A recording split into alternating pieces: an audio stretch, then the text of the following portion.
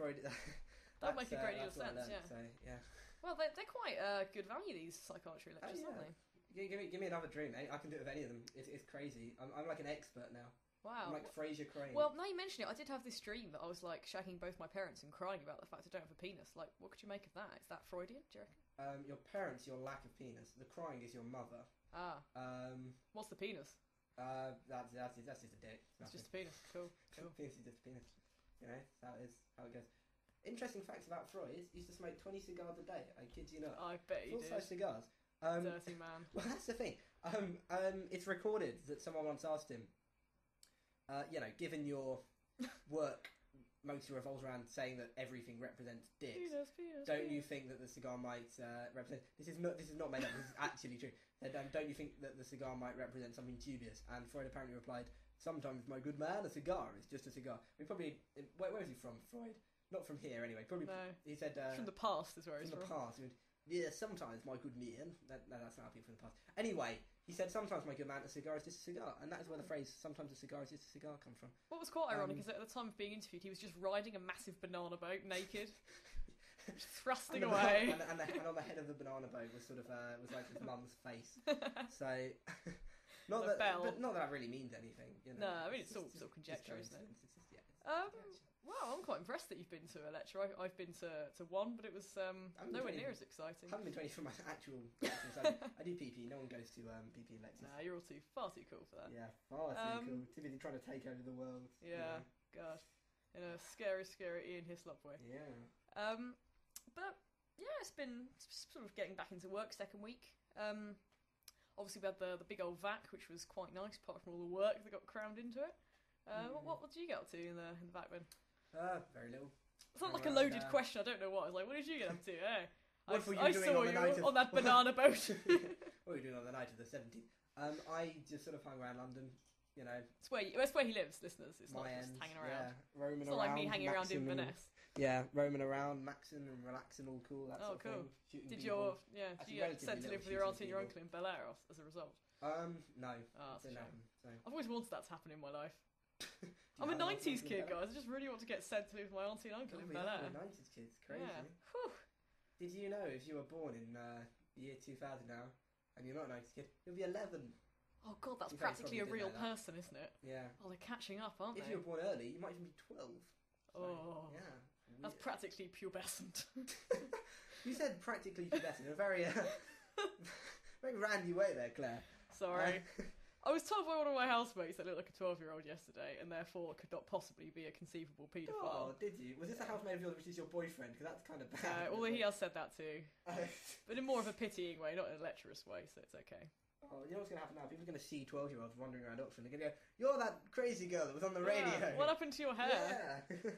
What happened to its pinkness? Oh yeah, her hair is pink. Yeah, it is. And you listeners won't know that. The legions of new people who've just tuned in to this exciting show on at 7. Yeah, they're not aware that I've got pink hair. They're not aware we both look weirdly shriveled. Excuse me. Speak for yourself. Speak for yourself. I look weirdly shriveled. And that we have a large hungry caterpillar in the studio. What? Do we? Yeah, it's just behind that filing cabinet. I don't notice that. It's crazy. But I don't know, I'm trying to think what I did over Christmas. Like, 'cause it's one of those things, isn't it? You get back and people always ask you. They're always like, did you get up to anything much? And they've always been to fucking Nepal or something. Yeah. And there's me going, I think I went to Lidl once. Very cheap alcohol in Lidl. Oh, Lidl, is that one of the Canary Islands? Lidl. It's founded by Robert Lidl. People only ask you questions like that, they want to say something, don't they? Oh, you think it's a vehicle? Yes, it's a vehicle, that's what it is. It's a vehicle. Like, so have you ever experimented sexually? And then while you're still going, they're like, I once had a threesome with Anne Widdecombe and it was magnificent. Although, would you want to admit to that? I don't know. Who are these people? Close friends. Wow. Oh, God. Do you reckon it would count as a threesome if it was just someone listening right now is thinking, Claire, I told you that in confidence. Yeah, man. I'd go on about it. If I had a threesome. Anne Widdecombe, really? I don't know. Well, the thing is, it might be a good story, but there might just not be anything more to it than that, you know? If you say to someone, I had a threesome with Anne Widdecombe, there are going to be follow-up questions such as, well, how come? Or, isn't she a virgin? Yeah. And, that's the biggest one. Normally, you'd like to have some good responses, but biggest virgin, that is. You might not. you might not really have like any amusing responses to that. There might not have been anything more to it. I think it's one of those statements where the only thing you can say in response is, "Oh," and the only thing you can say is, "Yeah," and then that would end that sorry conversation, wouldn't it? Yeah. Oh yeah. But I don't know. I think I sort of stayed in London most of the Christmas back. I went to stay with my boyfriend in Bournemouth for a little bit. And I chose a really inconvenient time, which was during all the strikes and engineering works on sort of trains in the south of England. So I ended up having to take a coach from Oxford to Winchester, knocking around Winchester station for about an hour in the cold, and then taking a train from Winchester to Bournemouth. And I was quite dreading this. But as it happened, my time spent on the platform in Winchester station provided me with innumerable amounts of entertainment, which I am definitely going to share with you all now. And I only wish, because as I recount this story, it's not going to sound as good as it was when I was there. I'm going to lay the ground now. I know that's not a very professional thing to do, but I feel I should, just so you can get perhaps a small kind of nugatory sense of how exciting this was when I was there. So I was kind of sitting on a bench at the station, as you do on the platform. There wasn't even a vending machine because Jamie Oliver's got there too. So I didn't even have any chocolate to comfort myself with. I was just sitting there feeling a bit sorry for myself. And then this sort of middle-aged, that kind of like middle-aged but sort of Pam St Clements from EastEnders, like old woman look, with a sort of pard spotted coat and dangly earrings. You know what I mean? You know, like sort of. Like, wait. Old Pat, women who. Pat from EastEnders. Yeah, is it Pat? Did I say Pam? Pat Butcher. Oh, I get cultural references. Sadly died Pat recently. Butcher, who died on New Year's Day. Whose memory we're about to spread all over. Well, it was like a thin Pat Butcher who sat next to me. Oh, already insulting the dead. It was like Michael Jackson, a non-morbidly. He was. Hitler, not a nice man. Yeah. Anyway, this thin Pat Butcher sat next to me, took out a fag and started smoking. And she did a weird thing where it was like a collection of 3 seats, and I was on the end one, and instead of sitting on the other end one, as any other normal British person would do, she sat right next to me. Instantly, it's similar to, obviously I don't use urinals myself, but I've been told by comrades of mine who do, that it's often a little bit uncomfortable if you've got a whole line of urinals open and then some weirdo just comes and sidles in right next to you and gets his cock out. It's not the etiquette, does this happen? To be fair, getting his cock out is a standard thing anyway. It's more just the fact it'd be a bit weird if he didn't. didn't. Next to you. that would be extra strange. Proceeded to stand there. Yeah, I'd say there's an unwritten rule that that you try and at least keep a space between people. Some people will wait until there is a space, in fact. Oh, that's quite good. Yeah, I think I'd do that if I were in possession of a penis. As Freud no doubt wishes I were. But anyway, this woman sat next to me. I thought, oh gosh, I'm going to start up a conversation. Fortunately, she didn't. I sort of got on with my book. And then a little while later, it became apparent the reason she'd done this was because her husband, instead of having a fag next to her, was having a fag further down the platform for reasons best known to himself. And he came and sat next to her. And the two of them had clearly been on a day out in Winchester visiting friends. They lived in Southampton, I think, so it was just a little train journey. Mm-hmm. And they were kind of talking about their day, and they were like, "Ooh, Janet's lost a bit of weight, hasn't she? Oh, that's right." They have like surprisingly yokelish accents. They actually did have quite West Country accents. And they were sort of chatting, and then one of them, the woman, started bringing up a little contretemps that had happened with the family she was staying with over Christmas. Contretemps? Like a sort of debacle, like an incident. Ben and Claire's word hour. Hey! Vocabulary hour. That's the one. Yeah. Next week, words in foreign languages and Klingon. But yeah, they were a married couple, but they'd both spent Christmas with a family member. I'm not sure whose side of the family. And he was like, "So what happened with Sadie?" I'm going to say Sadie. I can't remember the name.